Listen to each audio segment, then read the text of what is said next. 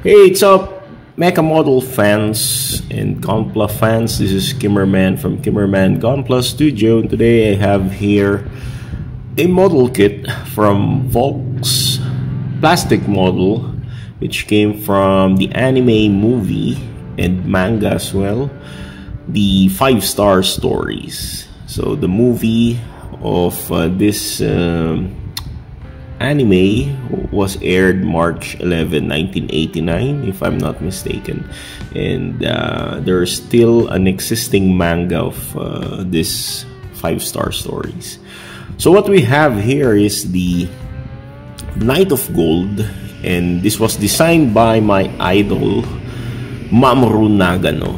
Mamoru Nagano, aside from this work here in front of you, he also designed the Yakushiki from the Gundam Zeta. Also, he designed the Or Battler Dunbine, I think, and the Heavy Metal Elgime mecha character. So, ang ganda ng mga design niya. At madidistinguish nyo yung mecha designs niya dahil halos magkakamukha yun. So what I have here is the 1/100 scale, the Knight of Gold. So ito yung isang version niya na melee version, kasi walang canyon ito eh. Yung first version nito may canyon, at saka yung sa head part niya, as you can see, ito yung open version ng mortar head. Pero yung isang original or yung first release nito, yung parang closed yung kanyang ulo. Ito mukhang abito ng pare. So this kit is not that posable. Unang-unang kit na to ay snap build, but I think 80% of this kit requires glue. Kung snap build man siya, yung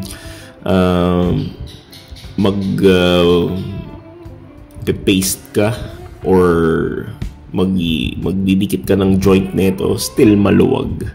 Parang ano siya, parang yung mga older release talaga ng mga plastic model na you require glue or plastic cement. So ganun siya.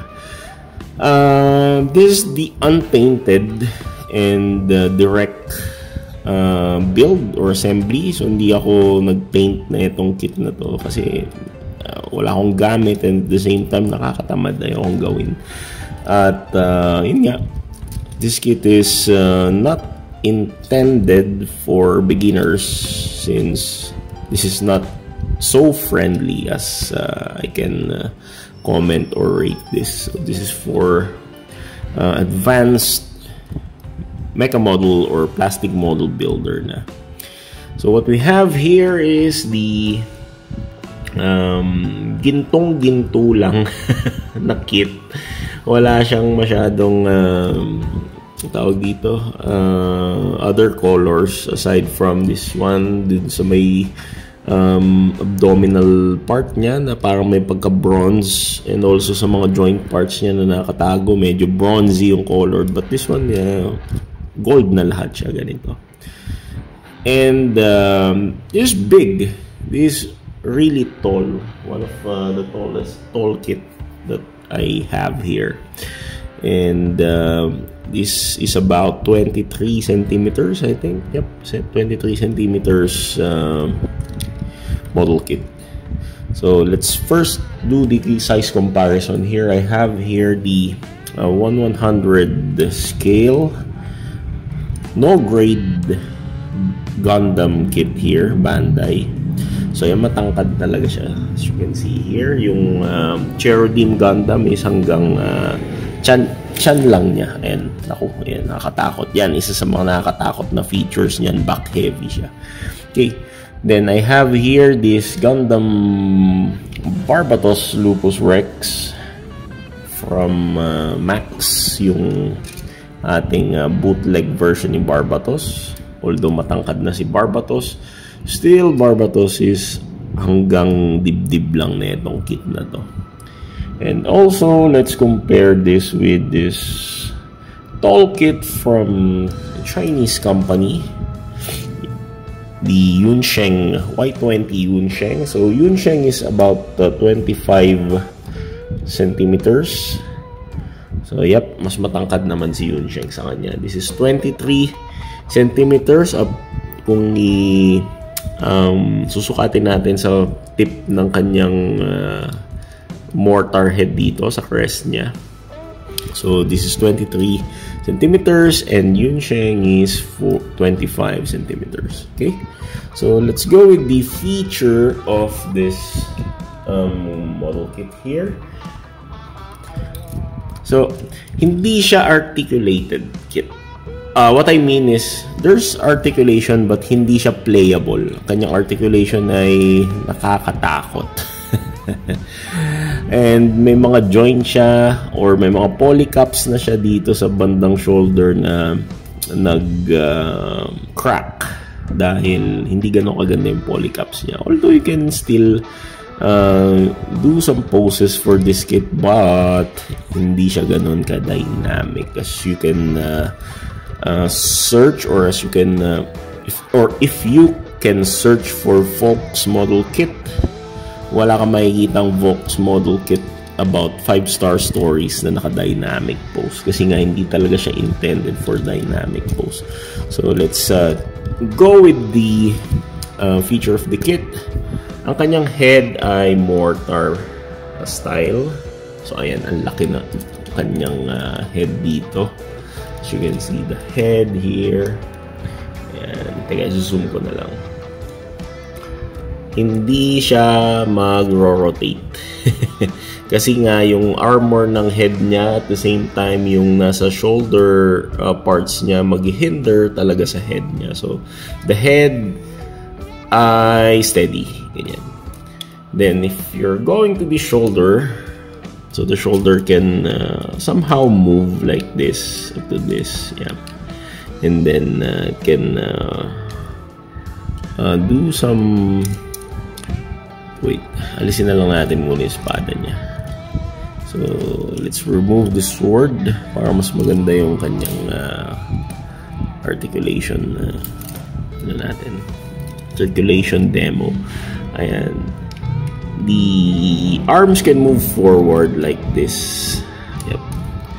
It can do 360 but as of the armor hindrances dito, hindi mo magagawa siya. Medyo loose yung mga part dito kasi nag-crack na yung polycaps niya. Dito din sa kabila. Pero di sa kabila okay naman. Yan, nakaka-move siya ng ganyan. Elbows. The elbows of this kit can move like this. Meron siyang joint na pwedeng mag-sideways. Also dito, pwede siya mag-sideways dito. Pero dito sa may part ng elbow niya, napaka-stiff. If I'm going to bend this, maglo-loose yung ibang parts niya. So, nakakatakot siya. Hindi ko siya ma-bend dito kasi stiff siya. And I'm not going to do that because I might break again the polycaps that is holding that piece. So, again, this is not possible.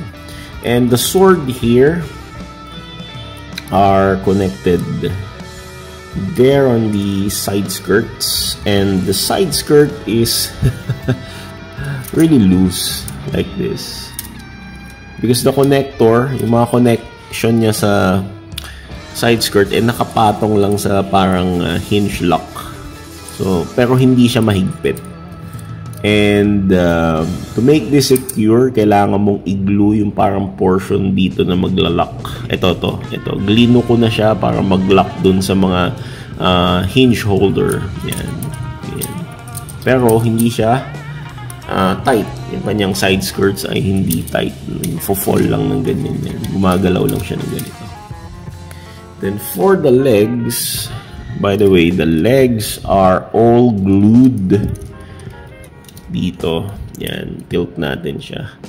Yung legs niya, wait, ay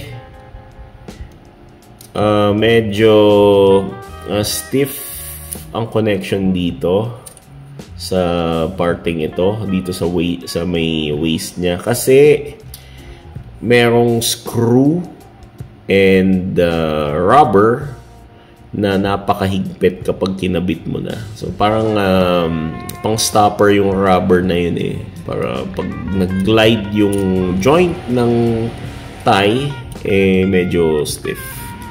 Anyway, the knees can move like this as well, but hindi siya ganun ka-dynamic. At you know, tuod ang kanyang knees. And also here, yep, medyo tuod yung kanyang knees. Ganyan. Tapos maraming nagfa-flap sa legs niya. Ayan, nagfa-flap. Wala namang function yan. Parang design lang yan, flap.